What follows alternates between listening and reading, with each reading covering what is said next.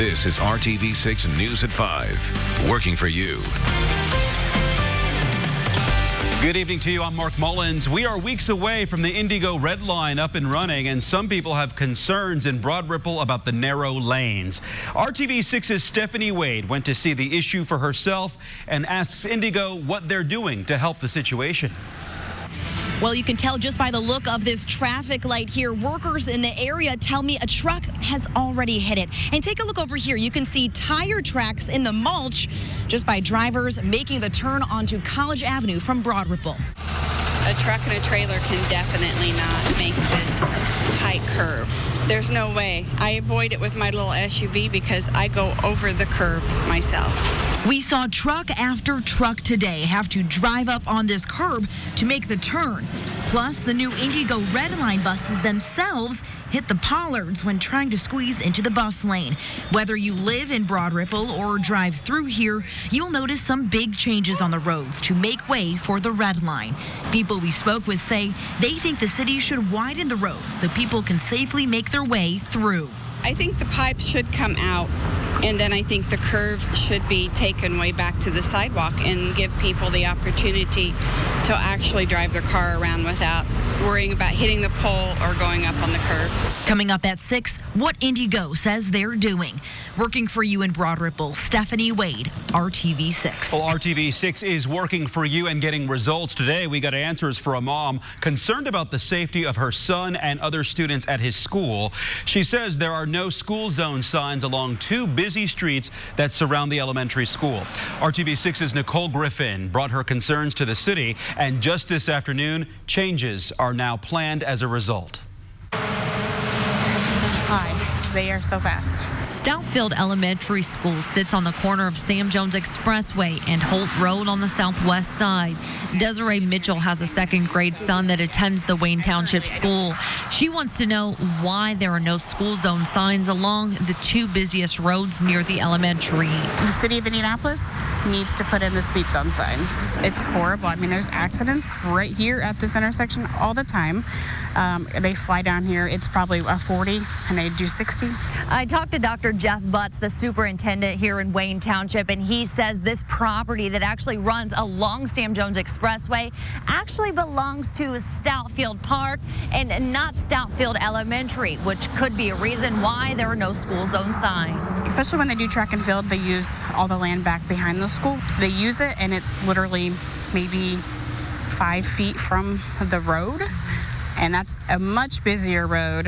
DPW did install this flashing school zone sign on the corner of Bradbury and Holt in 2016. Well, we took Mitchell's concerns to the city of Indianapolis, and we're learning DPW is now planning to add school zone signs along Holt Road as well. They will install 2 25-mile school zone signs for northbound and southbound traffic by the end of next week.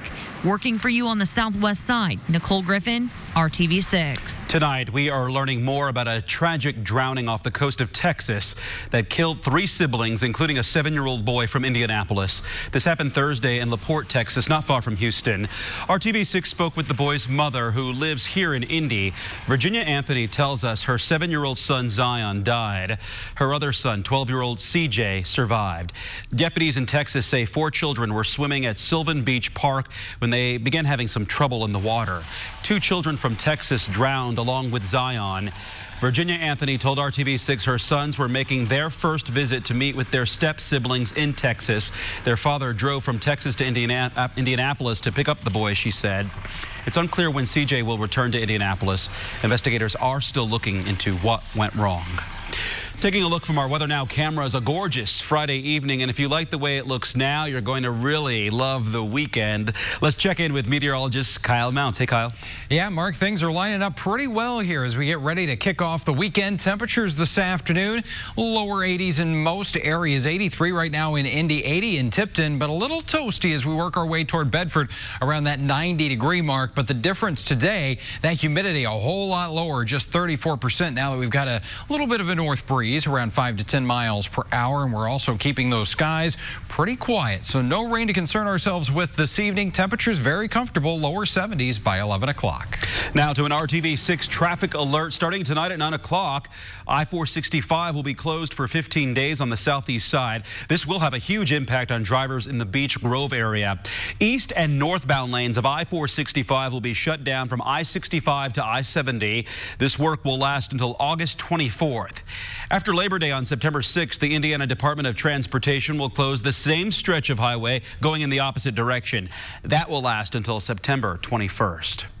Tonight, we know the sentence for a man who was speeding when he slammed into a car in Speedway, killing a mother and daughter. Carl Hill will spend the next 14 years in prison. That crash happened in March of last year. Prosecutors say Hill was going more than 50 miles per hour over the speed limit in snowy conditions when he ran a red light and crashed into another car. The collision killed 86-year-old Nola Spears and her 60-year-old daughter, Donna Rosebrough. Hill faced 2 counts of reckless homicide and 1 count for being a habitual offender. He was sentenced today. Metro Police have just identified 2 people killed in an overnight crash that began with a chase. Police say Luis Perez and Joan Diaz were in a car that was speeding on Lafayette Road. An officer tried to pull the car over, but it sped away. A brief chase followed, but police say the officer stopped the pursuit as a matter of public safety. The officer later found the car had slammed into a tree on the 6300 block of West 34th Street. Perez and Diaz died at the scene. A 4th person suffered serious injuries. Hiring Hoosiers is highlighting programs that move you or someone you know from classroom to career. Oil changes and rebuilding cars. Those are just a couple of things students are learning at the Walker Career Center on the campus of Warren Central High School on the east side. In the 2-year automotive program, they gain the skills needed to better prepare for life in the auto industry. While in class, they actually earn college credits and will get their automotive service excellence certification, which makes them a professional auto technician. Many of the students also get to do extended learning opportunities, which allows them to work at actual businesses like Tom Wood Ford. And that's exactly what Logan Proctor is doing. It's a really good opportunity, and they're offering to pay like $3,000 your college back every year you're with them, and they give you $4,000 worth of tools, all because I chose to take this class 2 years ago. Well, instructors say the average age of technicians right now is in the mid-50s, which means they'll be retiring soon. That is why they need younger techs like Proctor to join the workforce. Well, you see electric scooters everywhere these days, but there's a lot more to them than just hopping on and taking off. That's why today, the city of Indianapolis held the first of 2 safe riding events downtown on Georgia Street. The goal, to teach people how to responsibly ride and park the scooters. Safety is always a good thing to know about. There is a lot of busy roads here. There's a lot of people walking around. Watch out for people, because people are walking, and it's very dangerous if you hit somebody. Currently, 2 companies operate scooters in Indianapolis. Today's event featured representatives from Bird. Another riding event is set for next Friday, and those will feature scooters from Lime. Tragedy on an Indiana road. What police say happened in the minutes before a vehicle crashed, killing 5 young Hoosiers. Hope and skepticism as the gun control debate flares up in the wake of the mass shootings. What President Trump is saying now and why it could signal a major change. We have comfortable temperatures, low humidity for now, but we are not finished with the summer heat. We'll talk about when we could hit the 90-degree mark again. You're watching RTV6 News at 5. At Ross, yes for less. An Indianapolis teenager is among 5 young people killed in a crash early today in southern Indiana. 18-year-old Christopher Dry was in a vehicle carrying a total of 7 people. The vehicle went off the road in Scott County and rolled over. Several people were thrown from the vehicle. Dry and 4 others died at the scene. The youngest person killed was a 16-year-old girl. The oldest, a 24-year-old woman. 2 other people were injured. The crash is under investigation, but witnesses say the vehicle had been speeding before the crash. President Trump thinks he can bring Republicans and even the NRA around to supporting stronger federal background check laws after last week's mass shootings in El Paso and Dayton. Democrats are both hopeful and skeptical that there will be new action on guns. ABC's Trevor Ault reports from Washington. After 2 more mass shootings left 31 dead, there are signs Republicans may be ready to take some action on gun control. I think we can have some really meaningful background checks. We don't want people that are mentally ill, people that are sick. We don't want them having guns. That would be a welcome change for gun safety advocates. 2 bills expanding background checks were passed with bipartisan support by the House back in February, but held up in the Senate. And while the Senate Majority Leader Mitch McConnell is still not bringing lawmakers back from recess for immediate action, he is signaling he's open to reviewing new measures in the fall.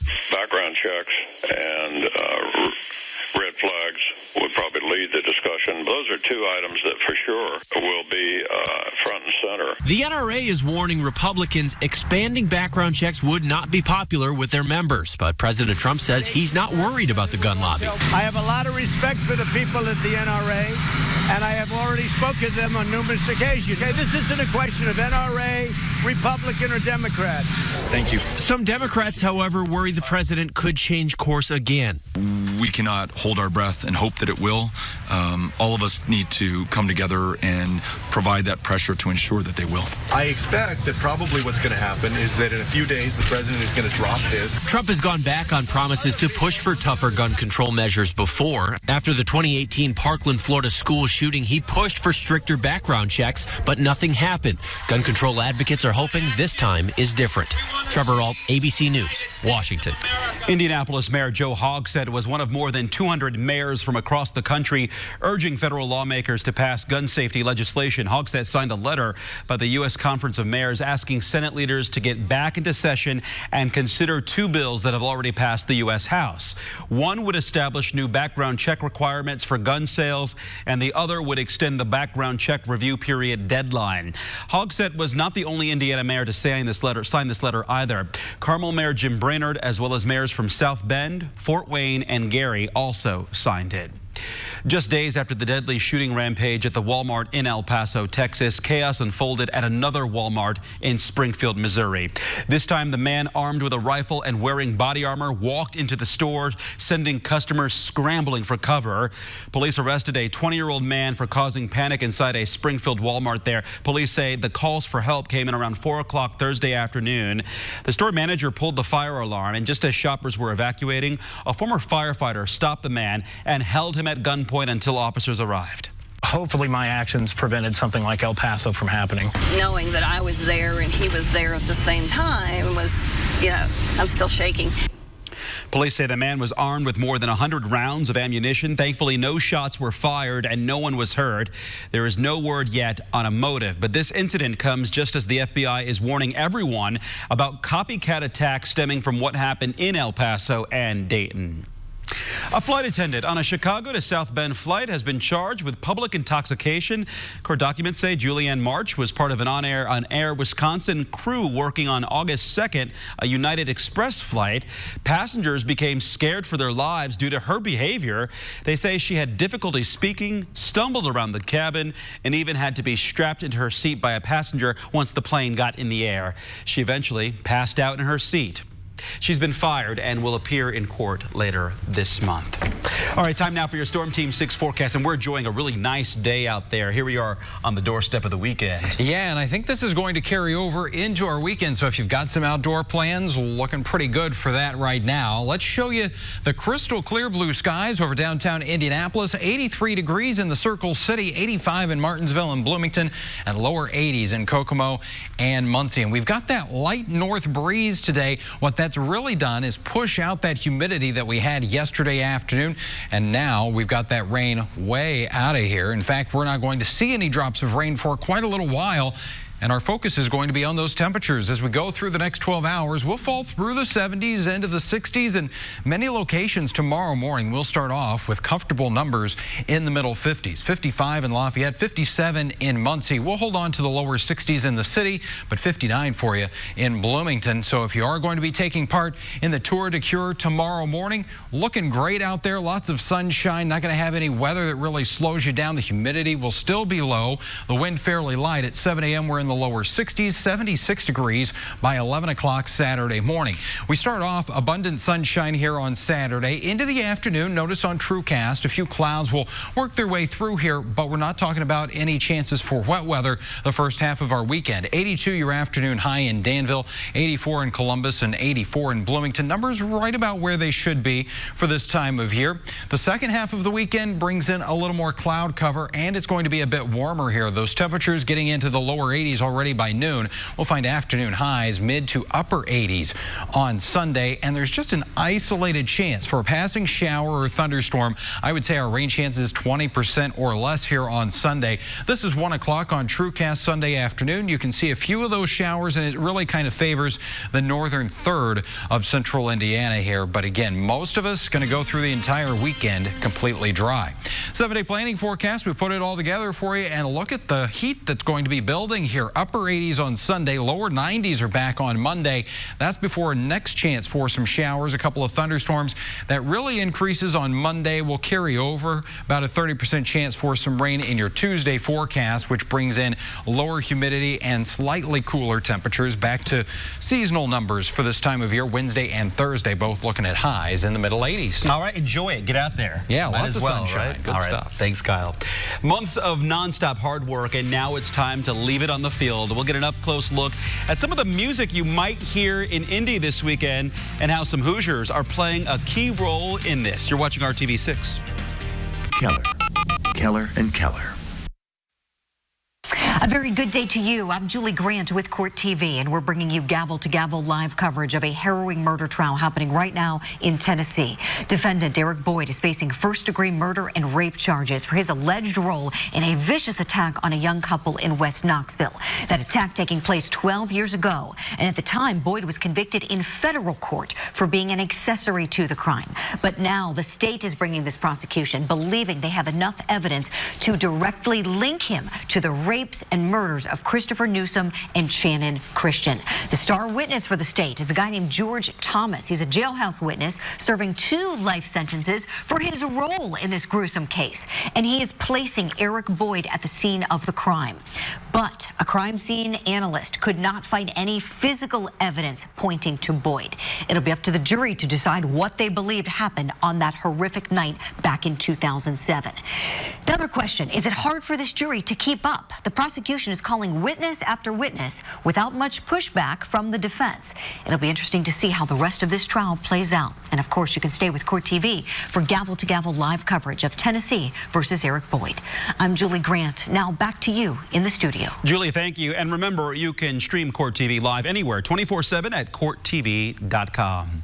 And there's a lot of music happening in Indy this weekend as the most prestigious marching band competition takes over Lucas Oil Stadium. The people involved in Drum Corps International come from all over the world. Our Ray Steele caught up with one of the groups who come from the West Coast, but also have a lot of Hoosier influence. Day after day, 10 hours a day or more. And it all comes down to just 12 minutes. This is Drum Corps International, DCI, the highest level of the marching music arts in the world. Have to rehearse a lot of hours, and you're tired, and you really don't want to get up in the morning, but like you have to push through, so just like real life. The Mandarins are one of the elite drum corps groups here. They're based in Sacramento, California, but there's a whole lot of Hoosier flowing through the bells of these horns. A half dozen members of the Mandarin staff are from Indiana. I knew as soon as I saw it when I was 13 in 1988 that was going to be something I was going to fall in love with. Well, Indiana has a tradition of being really strong in the marching arts since I was in high school. DCI World Championships this weekend at Lucas Oil Stadium will be the end of the season for the Mandarins and the other drum corps groups. But Indiana high school marching band season is just getting started. And if you watch the performances on fields from Carmel to Avon to Greenfield this fall, you'll see a lot of DCI influence. They get those guys because they know how to, set goals and have, help get the kids to those goals. And they're not afraid to shoot for the stars and try to get it. Make no mistake, this is some of the hardest work these band members will do in their entire lives. But they wouldn't have it any other way. This is the top level of the activity. So there's an element of I want to know if I'm good at this, and I want to compete, and this is where you go do it. Working for you, Ray Steele, RTV6. And after last night's preliminaries, the Mandarins are in 10th place out of the 36 groups competing at the world-class level. They'll need to finish in the top 12 in today's semifinals to qualify for the final Saturday night at Lucas Oil Stadium. They don't perform until 6:45 tonight.